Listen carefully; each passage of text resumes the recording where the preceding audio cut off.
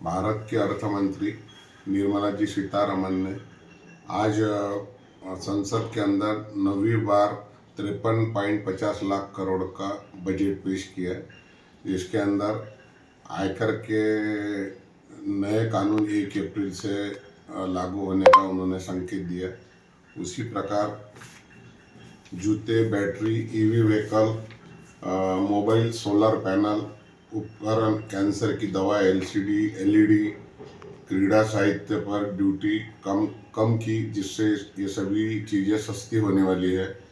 शिक्षा, मेडिकल और विदेश यात्रा पर टीडीएस घटाया गया।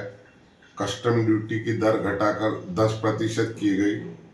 छोटे आयकर दाता को आय छिपाने पर सजा का प्रावधान रद्द कर 30% का अतिरिक्त कर लगाने का प्रावधान किया। 7 हाई स्पीड रेल कॉरिडोर का निर्माण करने का ऐलान। 20 नए राष्ट्रीय महामार्ग करने का ऐलान। उसी प्रकार बायोफार्मा हब के लिए 10,000 करोड़ का प्रावधान। रेयर अर्थ कॉरिडोर के लिए 4 राज्यों में हब बनेंगे। सेमीकंडक्टर के निर्माण के लिए 40,000 करोड़ व इलेक्ट्रॉनिक्स विनिर्माण के लिए 40,000 करोड़ का प्रावधान। देश में मेगा टेक्सटाइल पार्क बनेंगे। टीडीएस घटाकर 5% की जगह 2% किया गया। आईटी रिटर्न रिवाइज करने की फैसिलिटीज व्यापारियों को दी गई। एनआरआई के संपत्ति बेचने पर पहले 10 नंबर की आवश्यकता थी, वो अभी रद्द किया गया है।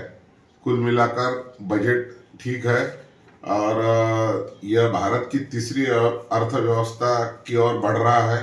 लोकल से ग्लोबल का जो संकल्प है वो भी पूरा होगा और इंडस्ट्री को बढ़ावा मिलेगा। आयकर की जो सीमा नए रेजिम में 12 लाख थी, उससे हमें कुछ न कुछ रियायत मिलने की अपेक्षा थी। यह प्रावधान 12 लाख से बढ़ाकर 15 लाख होना चाहिए था, महंगाई की दर देखते हुए।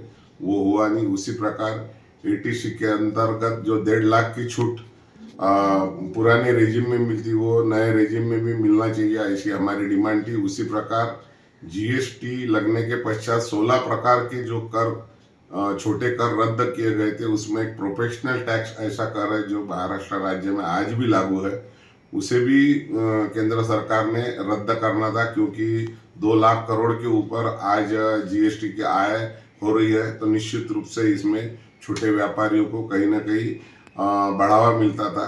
कुल मिलाकर बजट अच्छा है और आने वाले समय के अंदर निश्चित रूप से इंडस्ट्री को बढ़ावा मिलेगा, जिससे कृषि की व्यवस्था जो है वो मजबूत होंगी और नए रोजगार भी उपलब्ध होंगे, ऐसा मुझे लगता है।